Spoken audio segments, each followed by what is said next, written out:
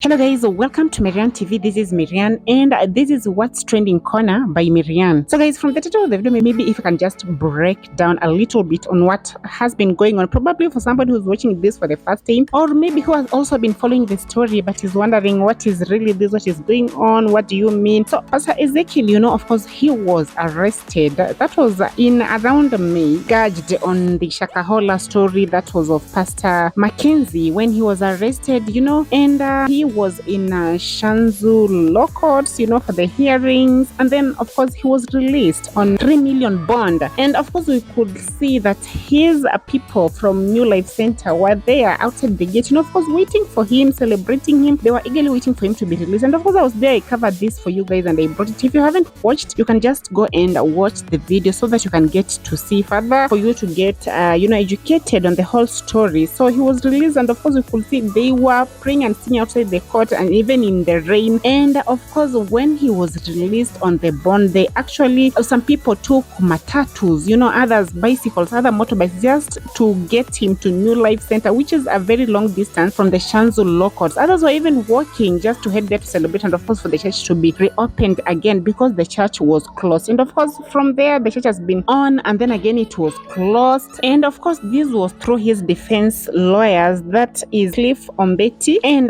Dunstan Omari, who really had a great defense for him even to get the bond in the first place. And from there the lawyers Cliff Ombeta and Dunstan Omari had to even call the media and to take people through the New Life Church, which was being accused, because Pastor Ezekiel was being accused of various things that was like murder, fraudster, money laundering, and even abduction. So they even had to call the media and take them through the New Life Center just for them to prove to them that what was being said of them was not the truth. And now to come to the current situation where now the church was deregistered, and of course the lawyers have really come hard to fight again against this. Of course New Life Church was deregistered among other churches like the Helicopter Church, King's Outreach Church, and they felt like they had been given a short notice. Why was the church being deregistered? And they really fought hard through this just for them, and even for them writing an appeal to the High Court.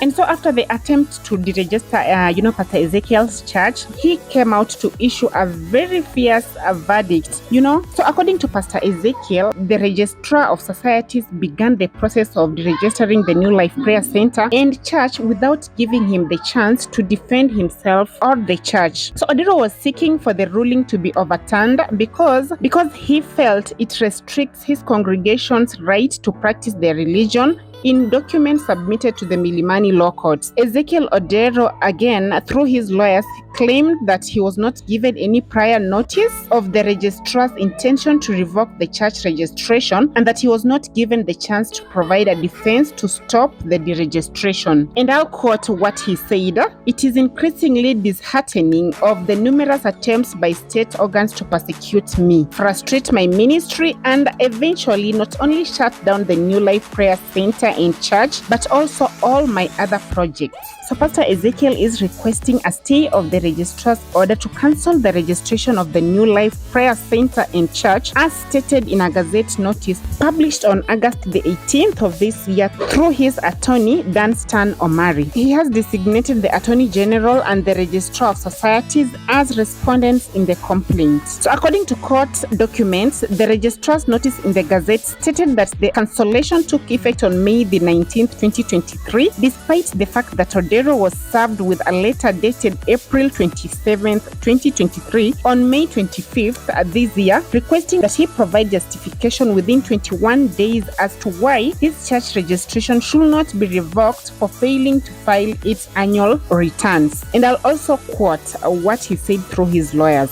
The notice to show cause was issued on May on 8th, days after the proper 21-day notice had passed, and is an obvious scheme to frustrate the operations of the church. He continues to say that in order to make sure the church files its yearly returns, they asked the registrar to make the church files available on April the 11th of this year. Kindly inform your clients to file their annual returns for the year 2012 to 2022 to enable us to process your request. request, the registrar said in response to Odero's legal team 2 days later. So Pastor Ezekiel claims that despite repeated requests to the church's file to be provided by the registrar so that it may submit its annual return, the registrar has refused to do so. He continues to say that the registrar intentionally and maliciously conspired to make unavailable the church's file in a bid to frustrate efforts to remain in compliance with the Societies Act by filing its annual returns on time. He also says that by stating that on May 10th of this year, Lady Justice Olga Sewe, sitting in the High Court of Mombasa, issued an order directing the registrar and state to refrain from interfering with the church's religious activities. And so I'm going to quote what Pastor Ezekiel actually said in frustration. It is with utmost concern that the registrar herein seems to be working round the clock to defeat the purpose of the order issued by the Mombasa High Court on 10th May 2023, embarrassing the authority of the Honorable Court in a bid to fulfill its own malicious and hidden agenda.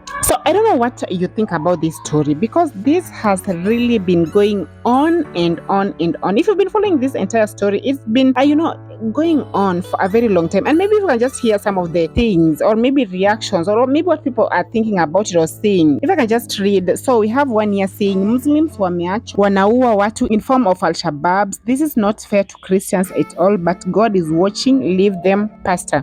So another one says, may God forgive them. They do not know what they are doing. And of course, there's another one here saying, I pity the state. Herod is up again to persecute the true prophets. Ezekiel is not Mackenzie. How can you charge Ezekiel on the offense of someone else? Hapa imefika. God will arise to prove that Ezekiel is not Mackenzie. Stop prosecuting evangelist Ezekiel. Stop. And of course, we have another one here saying, only a fool will try to fight against the Holy Spirit. War against the Holy Spirit is unjustifiable. Penalty is death. Don't wage war against the Spirit of God.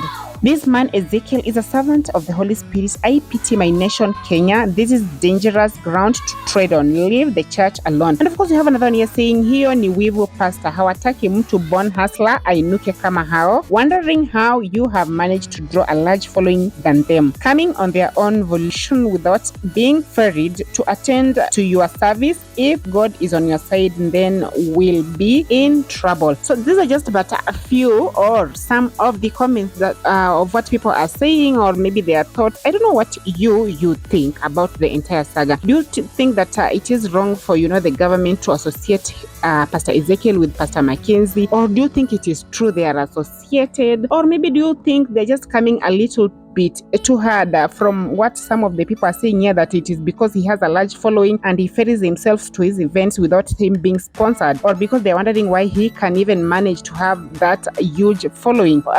Do you think that's the case? And also somebody else was even saying here that trying to associate it with the Muslims, saying that Muslims are killing people in form of Al-Shabaab. Instead of now them focusing on that, they are just focusing on an innocent Pastor Ezekiel. And even of course even others giving an instance saying that this is like the Herod story in the Bible, and saying that he's being charged falsely, and that it is bad to persecute the man of God, and that you cannot fight a man of God, and that God will wake up to prove it's wrong. I don't know what you think probably among the three instances. Maybe you can just comment down below so that you can see. And of course, be sure to like this video. Stay tuned for the next one. Of course, subscribe if you haven't. Turn on your notification bell so that you get notified every time I make a post. And let me see you all in the next one. Bye bye.